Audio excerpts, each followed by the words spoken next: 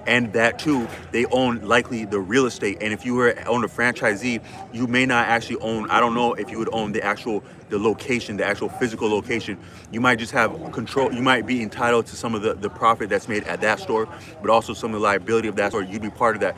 But the actual corporation, they do better, hands off, less overhead, just owning the brand, the semblance, the likeness, the name. That is, you can play with their name, you can make money with their name, you can work under their name or with their name or above their name at a local franchise, but no more than that. But the actual, and so too with things like McDonald's too, because I think those are franchise. But the way that McDonald's makes the real money, even beyond the name, beyond the name and the likeness and the sales in itself, is the real estate. They make money so they're actually a real estate company. So I'm saying that, so you can have high-end things, boutique quality. That's one level of success. A higher level, according to RSD Tyler's, where I picked that up about the small fry making more money like that, is that you would make more money with things that are cheap, low cost, and low overhead. But beyond all those, and as part of all those, you make more money as real estate. So I'm saying the church itself, and so too a landlord. A landlord makes money hand over fist.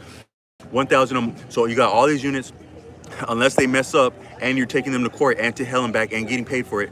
You're gonna send if somebody mess up around a landlord, you're getting sent to hell and back, and you're paying for the trip to hell and back to the landlord for hell and back after they spotted you that trip to hell and back. If you make it back because somebody loved you, that too. When you're doing well, and as they replace you, all those units are making $1,000 a month. That's damn near the closest thing to guaranteed money you can have on earth. Would probably be real estate holding like that, a residential property, commercial property, any property, even a property. Imagine it would flesh out equally around farming. I bet you whoever owns the farmland would probably do better than the farmer. I imagine. But so I'm saying that as that goes, if money is the be all end all, and money is implicated in all things, even to do with the state, politics, apparatus, different, all things are calibrated by politics, and politics is calibrated by money. And the church is the holdingist, real estate holdingist interest entity on earth.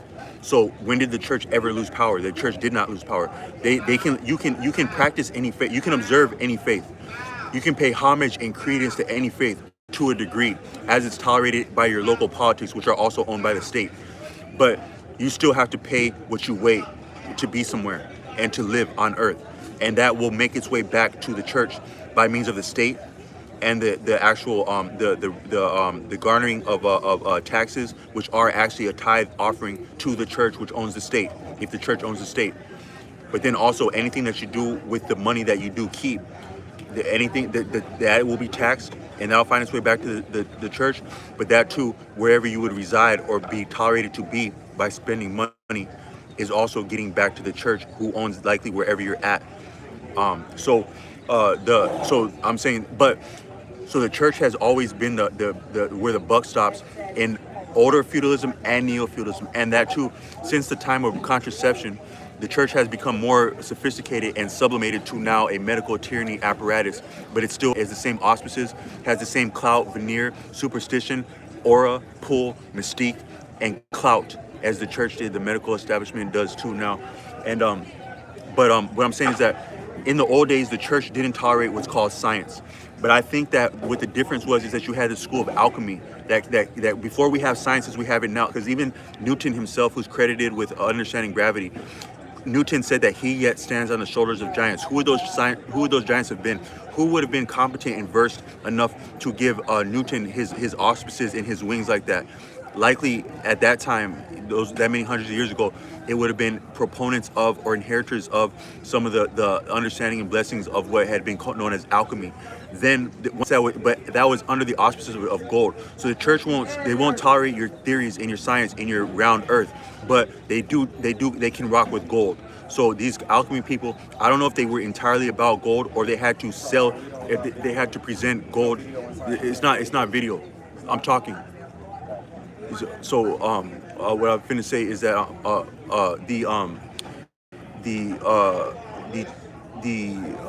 to make a long story short, the church allowed science when it was under the auspices of gold and figuring out gold. Then they tolerated science above board. Now they tolerate science now, but not outside of the auspices of science. So if you float your ideas, your own ideas that are not repeatable, replicated, and are not within the auspices and the authority in the heirloom of science proper, then you will be dismissed as a heretic, the same way that the older scientists would have, the same way that people on the outs with the church would have, and the same way that now marginal, eccentric people do now. But all I'm saying is that what alchemy is about, what alchemy led into, and what we have for science now is simply attraction and repulsion. All of science is part of what's called as chemistry. Even physics is part of chemistry. It's not different than chemistry. Chemistry and physics overlap at the finest point. But all the more that science, that life is, according to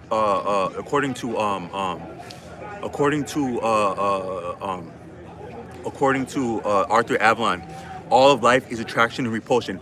This one over here, I can't get there off of my mind, or she got a crush on me. The girl got a crush on me.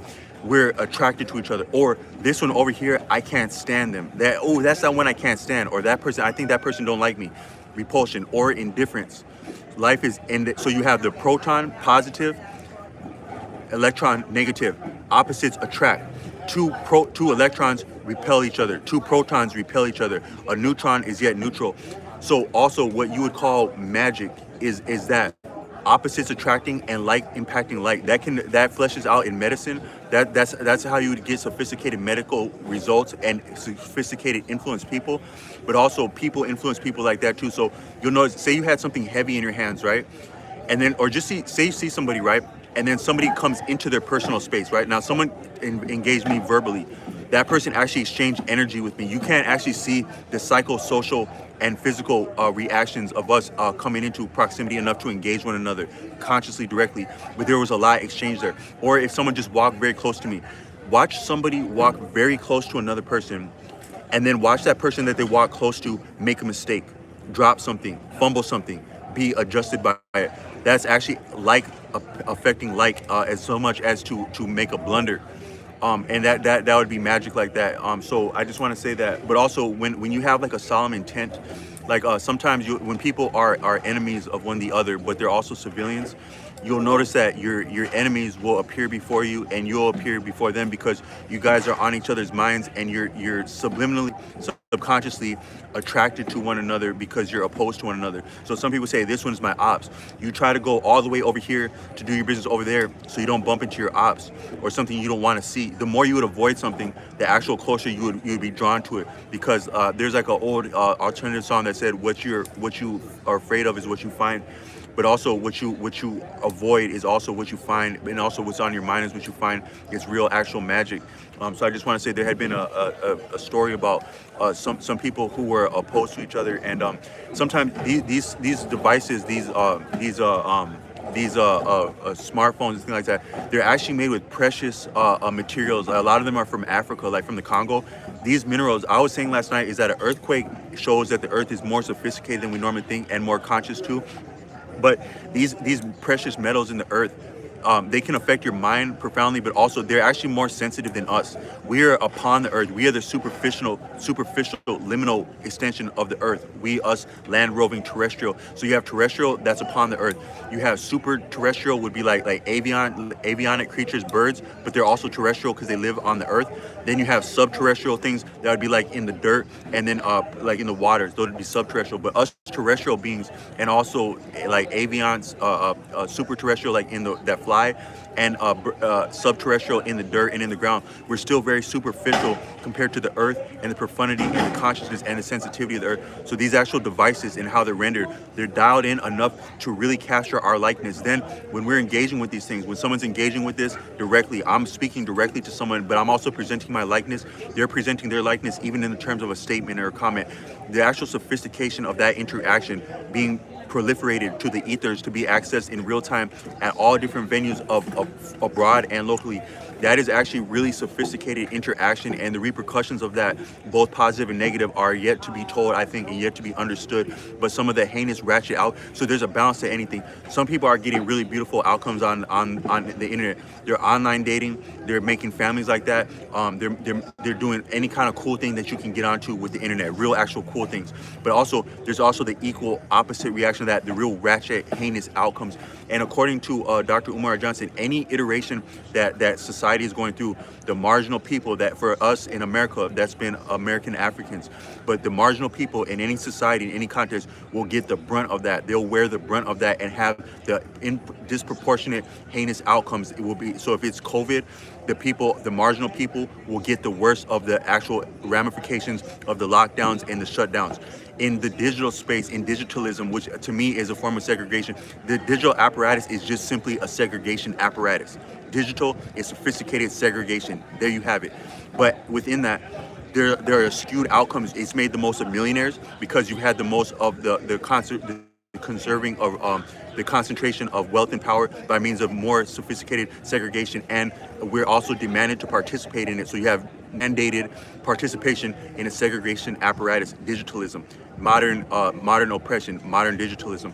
But so you're gonna have beautiful outcomes with that, people that don't know what to do with so much of beautiful outcomes with that, and then also you have the horrible outcomes of that, the ratchet outcomes of that we see day in and day out on our feeds online about these real outcomes. And it's the people, the marginal people in our society in America. The marginal people would be the American African male.